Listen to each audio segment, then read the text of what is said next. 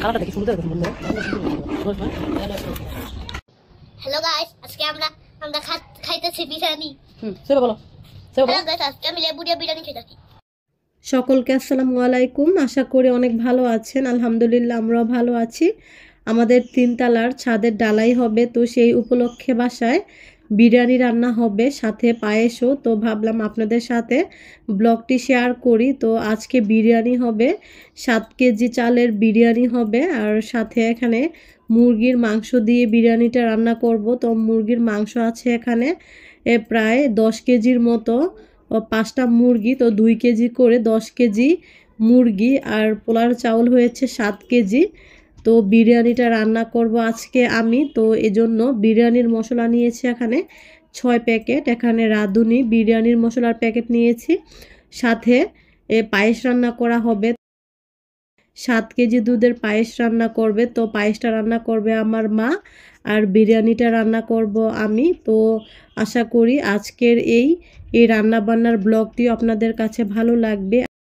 এইদিকে দেখেন বিড়ালটার 3টা বাচ্চা হয়েছে, সে বাচ্চাগুলোকে নিয়ে রোদ পোহাচ্ছে আর আমার দিকে কিভাবে তাকিয়ে আছে। আর এইদিকে আমার মা চুলা বানিয়ে নিচ্ছে, এই ইটের চুলাতে বিরিয়ানি রান্না করা হবে। তো অন্যদিকে মাটির চুলায় পায়েসটাও বসিয়ে দিয়েছে। পায়েসটা রান্না করছে আমার মা, আর বিরিয়ানিটা বসাবো আমি। তো বিরিয়ানিটা বসানোর আগেই এই ইটের চুলাটা তৈরি করে নিতে হবে।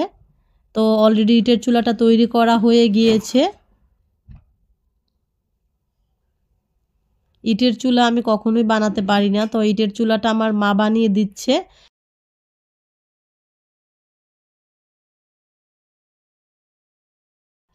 ঠিকঠাক হয়েছে চুলাটা। এবার এখানে জাল ধরাবে, তার আগে হাঁড়িটা খুব ভালো করে ভিজা একটা গামছা দিয়ে মুছে নিচ্ছে। হাঁড়িটা ধোয়াই ছিল, তবুও আবার খুব ভালো করে মুছে নিল।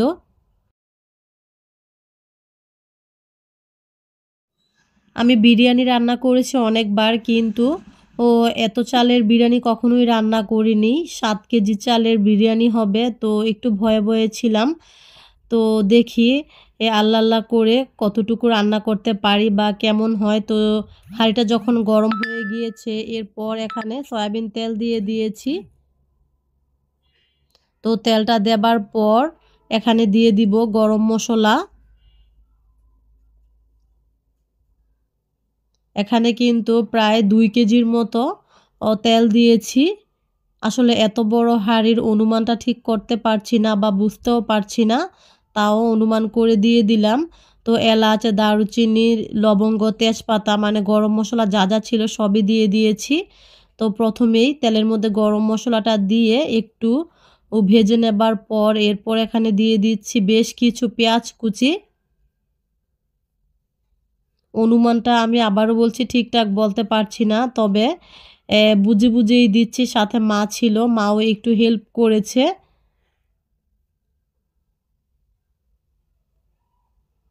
এরপর নেড়ে চেড়ে দিচ্ছি। মাটির চুলায় রান্না করা খাবার খেতে কিন্তু খুবই ভালো লাগে। আমার কাছে তো বিশেষ করে খুবই ভালো লাগে। আশা করি সকলের কাছেই হয়তো মাটির চুলার খাবার খুবই মজা লাগে খেতে। এরপর এখানে দিয়ে দিলাম আদা বাটা।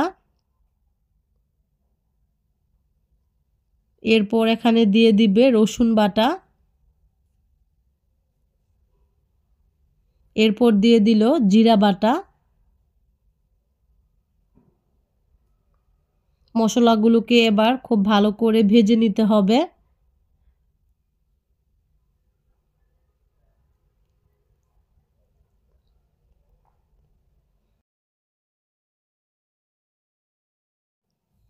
এরপর দিয়ে দিলাম মরিচের গুঁড়া। খুব সুন্দর করে কিন্তু মশলাটা যখন কষানো হয়ে গিয়েছে, এরপর এখানে দিয়ে দিলাম পরিমাণ মতো লবণ। দিয়ে দিলাম এখানে গুঁড়া দুধ। গুঁড়া দুধটা দেবার পর এখানে দিয়ে দিলাম লেবুর রস চিপে। একটা লেবুর অর্ধেকটা পরিমাণ এখানে দিয়ে দিয়েছি।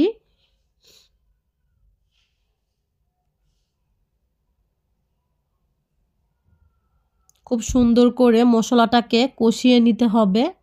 তো মশলাটা যখন কষানো হয়ে গিয়েছে এরপর এখানে দিয়ে দিচ্ছি বিরিয়ানির সেই মশলাগুলো।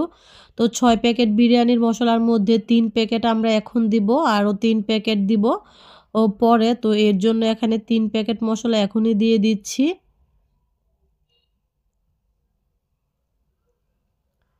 আসলে আমরা যারা কম কম রান্না করি, মানে বাসায় আমরা যখন রান্না করি তখন কিন্তু পরিমাণটা আমরা বুঝতে পারি, কিন্তু যখন অনেকগুলো রান্না করতে হয়, মানে অনেক বড় হাঁড়িতে, আর পরিমাণে যখন খাবারগুলো বেশি হয় তখন কিন্তু আমরা ঠিকঠাক পরিমাণটা বুঝতে পারি না। মানে আমি নিজে বুঝতে পারি না, কারণ বেশি বেশি রান্না করে তো আমাদের অভ্যাস নেই, তো সেজন্য একটু উলটপালট হয়ে যায়। আসলে এটা হয়তো আমাদের মা খালারা বা মারা শাশুড়ি ওনারা বুঝে, কিন্তু আমরা বুঝি না। তো তাতে কি হয়েছে, এরকম রান্না করতে করতে একটা সময় আমরাও কিন্তু বুঝে যাব। তো এইদিকে আমার ছেলে একটু পায়েসটা নেড়ে চেড়ে দিচ্ছিল। পায়েসটাও কিন্তু অলরেডি হয়ে গিয়েছে। একদিকে পায়েস হচ্ছে আর অন্যদিকে বিরিয়ানিটা হচ্ছে, কারণ আমাদের বাসার আশেপাশে যারা আছে সবার বাসায় আজকে আমরা বিরিয়ানি দিব। তাছাড়া আমাদের ছাদের যে ডালাই হচ্ছে ওখানকার যে মিস্ত্রিরা আছে ওদের সবাইকে আজকে বিরিয়ানি আর পায়েস খাওয়াবে। তো সেজন্যই এত পরিমাণে রান্নাবান্না হচ্ছে। তো এখানে বেশ কিছু আলু দিয়ে দিল। বিরিয়ানিতে আলুটা দিলে ভালোই লাগে, মানে বিশেষ করে আমাদের বাচ্চারা একটু আলুটা খেতে চায়। তো সেজন্য আলুটা দিয়ে আবার মাংসটাকেও কিন্তু দিয়ে দিয়েছে। খুব ভালো করে কিন্তু এই পর্যায়ে কষিয়ে নিচ্ছে।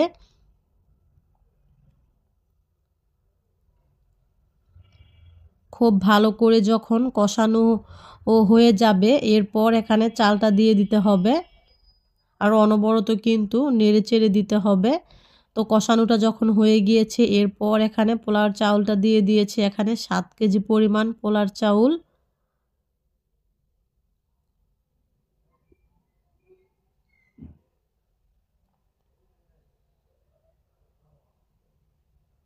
পোলাওয়ের চালটা দিয়ে তারপর একটু ভালো করে নেড়েচেড়ে কষিয়ে নিতে হবে মাংসর মধ্যে। এরপর এখানে পানি দিয়ে দিব। বড় হাঁড়িতে রান্না করা কিন্তু খুবই কষ্টকর একটি ব্যাপার। সব কিছু আমি দিয়ে দিচ্ছিলাম, সাথে মার হেল্পও নিচ্ছিলাম, আর এইদিকে আমার ননদ নাড়াচাড়া করে দিচ্ছে, আর আমার ছোট ভাইয়ের বউ ওরা দুজন কিন্তু নাড়াচাড়া করে দিচ্ছে, সাথে এটা সেটা এনে দিচ্ছে। তো বিরিয়ানির মধ্যে পানিটা দেবার পর এরপর এখানে বাকি সেই বিরিয়ানির মশলাগুলোকে দিয়ে দিব।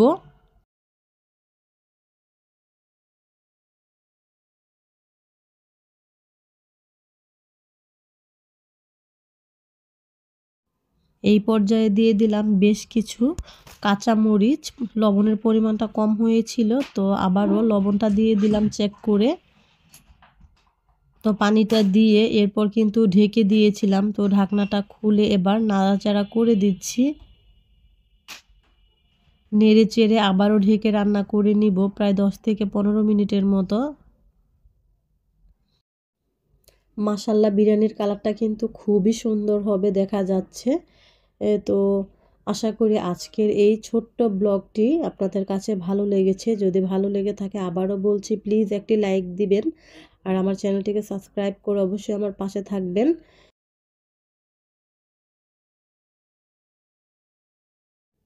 আর অলরেডি কিন্তু পায়েসটা হয়ে গিয়েছে, আর বিরিয়ানিটাও কিন্তু প্রায় 80% মতো হয়ে গিয়েছে।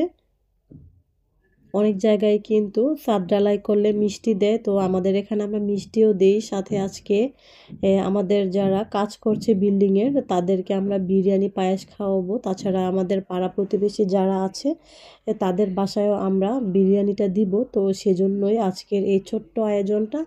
আশা করি আজকের এই ছোট্ট আয়োজনটা সকলের কাছে ভালো লেগেছে। তো পায়েসটা হয়ে যাবার পর আমরা সকলে মিলে পায়েস খাচ্ছিলাম রোদে বসে। তো বিরিয়ানিটা দেখেন এই পর্যায়ে কিন্তু খুব সুন্দর করে হয়ে গিয়েছে। মাশাল্লাহ কালারটা কত সুন্দর হয়েছে দেখতেই পারছেন। তো লাস্ট পর্যায়ে কিন্তু আমি কেওড়া জল, গোলাপ জল আর একটু জর্দার কালারটা এগুলোর সাথে মানে কেওড়া জল আর গোলাপ জলের সাথে একটু জর্দার কালার মিক্স করে দিয়ে দিয়েছিলাম। খুব সুন্দর একটা কালার এসেছে। আর লাস্টে আমরা একটু ঘিও অ্যাড করেছিলাম বিরিয়ানিতে। মাশাল্লাহ বিরিয়ানির কালারটা দেখেন কতটা সুন্দর হয়েছে। আর যারা যারা খেয়েছে সবাই খুব প্রশংসা করেছে, খুব ভালো হয়েছিল বিরিয়ানিটা। তো আজকের মতো এখানেই বিদায় নিচ্ছি। সকলকে অসংখ্য ধন্যবাদ জানিয়ে সবাই খুবই ভালো থাকবেন আর সুস্থ থাকবেন। হ্যালো গাইস, আজকে আমরা খাইতেছি বিরিয়ানি। সেবা বলো, সেবা বলো। হ্যালো গাইস, আজকে আমি লেবু দিয়ে বিরিয়ানি খাইতেছি।